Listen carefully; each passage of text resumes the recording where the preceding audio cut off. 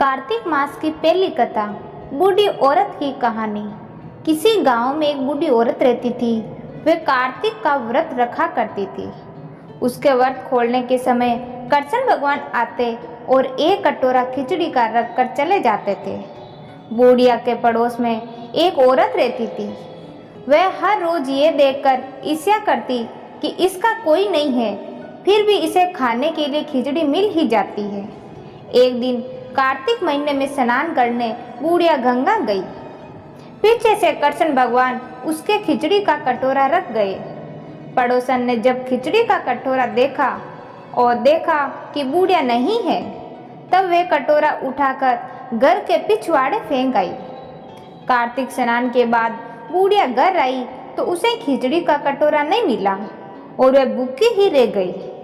उसके बाद वे बार बार एक ही बात कहती रही कि कहाँ गई मेरी खिचड़ी और कहाँ गया मेरे खिचड़ी का कटोरा।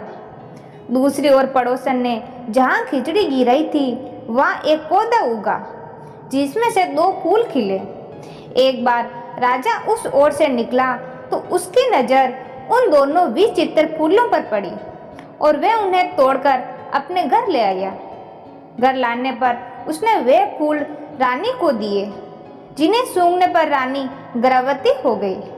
कुछ समय बाद रानी ने 2 पुत्रों को जन्म दिया।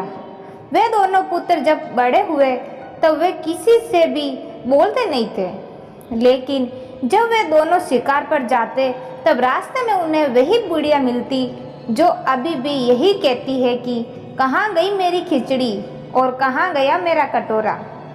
बुढ़िया की बात सुनकर वे दोनों कहते हैं कि हम हैं तेरी खिचड़ी और हम हैं तेरा कटोरा।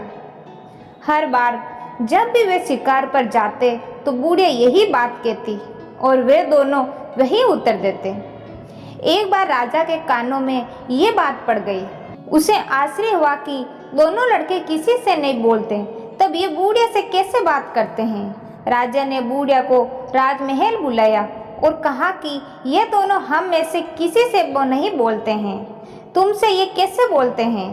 बूढ़िया ने कहा कि महाराज, मुझे नहीं पता कि ये मुझसे कैसे बोल लेते हैं। मैं तो कार्तिक का व्रत करती थी और कृष्ण भगवान मुझे खिचड़ी का कटोरा भरकर दे जाते थे। एक दिन मैं स्नान करके वापस आई तो मुझे वे खिचड़ी नहीं मिली। जब मैं कहने लगी कि कहाँ गई मेरी खिचड़ी और कहाँ गया मेरा कटोरा, तब इन दोनों लड़कों ने कहा कि तुम्हारी पड़ोसन ने तुम्हारी खिचड़ी फेंक दी थी तो उसके 2 फूल बन गए थे। वे फूल राजा तोड़कर ले गया और जब रानी ने फूलों को सूंघा तो हम 2 लड़कों का जन्म हुआ। हमें भगवान ने ही तुम्हारे लिए भेजा है। सारी बात सुनकर राजा ने बूढ़िया को महल में ही रहने को कहा और अब बूढ़िया शान शौकत से उस महल में रहने लगी।